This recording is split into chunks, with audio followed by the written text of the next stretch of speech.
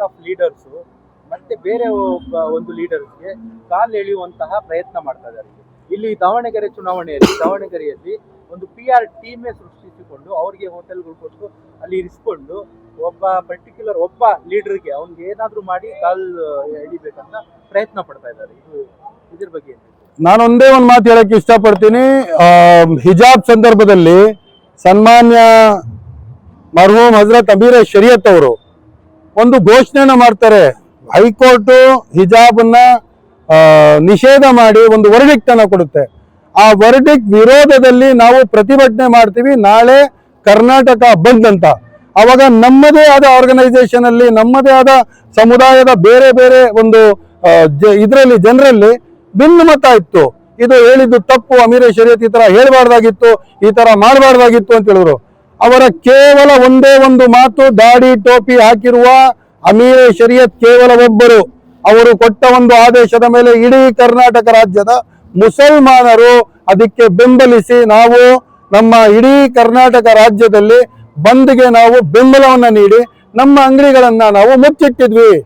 ಇವತ್ತಿಗೂ ಅಷ್ಟೇ ಈ ಬಿಜೆಪಿ RSS ನವರ ಹೊಟ್ಟೆ ಉರಿಯೋದು ಯಾಕೆ ಅಂತ ಹೇಳಿದ್ರೆ ಈ ಮುಸಲ್ಮಾನರ ಒಗ್ಗಟ್ಟು. ಆ MLA ಯಾರು ಬಂದಲ್ಲಿ ಆತರ ಮಾತಾಡಿದ್ರು ಅದೇ MLA ನಾನು ಹೇಳ್ತೀನಿ, ನಾನು ಬರ್ತಾ ಇರೋದು ಹಜರತ್ ಶಹೀದ್ ಟಿಪ್ಪು ಸುಲ್ತಾನ್ ರಹಮತುಲ್ಲಾಹಿ ಅಲೈ ಅವರ ಭೂಮಿಯಿಂದ ಅಂತ. ಅದೇ ಭೂಮಿಯಿಂದ ಮೀರ್ ಸಾದಿಕ್ ಬರ್ತಾನೆ. ಮೀರ್ ಸಾದಿಕ್ ಕೆಲಸ ಮಾಡೋದನ್ನ ಬಿಡಬೇಕು. ಪಾರ್ಟಿಯ ಒಂದು ಹಿತದಲ್ಲಿ ನೀವು ಧರ್ಮ ವಿರೋಧಿಯಾಗಿ ಧರ್ಮದ್ರೋಹಿ ಕೆಲಸವನ್ನ ಮಾಡಿದ್ರಲ್ಲ, ಇದಕ್ಕೆ ಈ ರಾಜ್ಯದ ಮುಸಲ್ಮಾನ ಯಾವತ್ತಿಗೂ ನಿಮಗೆ ಕ್ಷಮಿಸಲ್ಲ.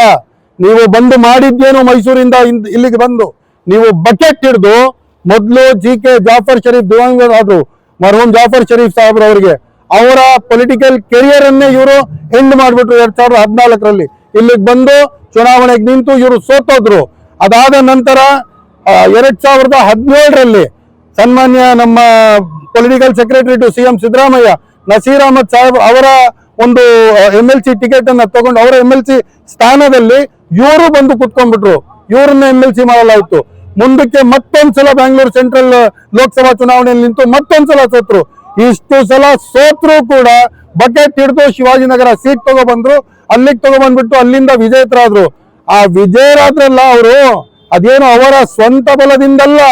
ಅವರೇನು ಮಾಡಿರುವ ಕೆಲಸವನ್ನ ನೋಡಿ ಶಿವಾಜಿನಗರದ ಜನರು ಇವ್ರಿಗೆಲ್ಲ ಕೊಟ್ಟಿತ್ತು ಮತ.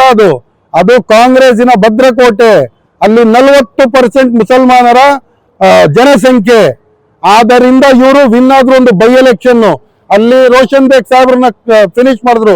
ಇವತ್ತು ಜಮೀರ್ ಅಹಮದ್ ಖಾನ್ ಅನ್ನ ಫಿನಿಶ್ ಮಾಡೋಣ ಅಂತಬಿಟ್ಟು ಅವರ ಟಕ್ಕರಿಗೆ ಬಂದು ನಿಂತ್ಕೊಳ್ತಾರೆ. ಇವತ್ತು ಶಾಮ್ನೂರ್ ಸರ್ಕಲ್ ಅಲ್ಲಿ, ಶಾಮ್ನೂರ್ ಬೈಪಾಸ್ ಅಲ್ಲಿ ಒಂದು ಸಣ್ಣ ಉದಾಹರಣೆ ನೋಡಕ್ ಸಿಕ್ತು.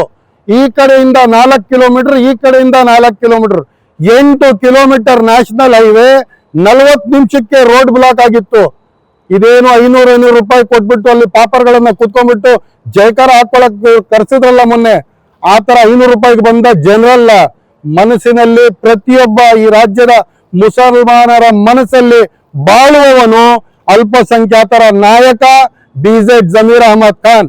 ಅವರ ಟಕ್ಕರಿಗೇನು, ಅವರ ಕಾಲಿನ ಧೂಳಿಗೂ ಈ ಧರ್ಮದ್ರೋಹಿ ಈ ನಮ್ಮ ಧರ್ಮದ ಒಂದು ಒಗ್ಗಟ್ಟನ್ನ ಒಡೆಯಲಿಕ್ಕೆ ತಾನೇ ಮಿನಿಸ್ಟರ್ ಆಗ್ಬಿಡ್ತೀನಿ ಅಂತ ಬಂದವನು, ಅವನ ಕೈಯಲ್ಲಿ ಸಾಧ್ಯ ಇಲ್ಲ ಅಂತ ಹೇಳಕ್ಕೆ ಬಹಿರಂಗವಾಗಿ ಹೇಳಿ ಅವನು ಒಂದೇ ಒಂದು ಮಾತನ್ನ ಹೇಳ್ತೀನಿ, ಅಲ್ಲ ದೇವರು ನಿನ್ನನ್ನ ಕ್ಷಮಿಸಲ್ಲ.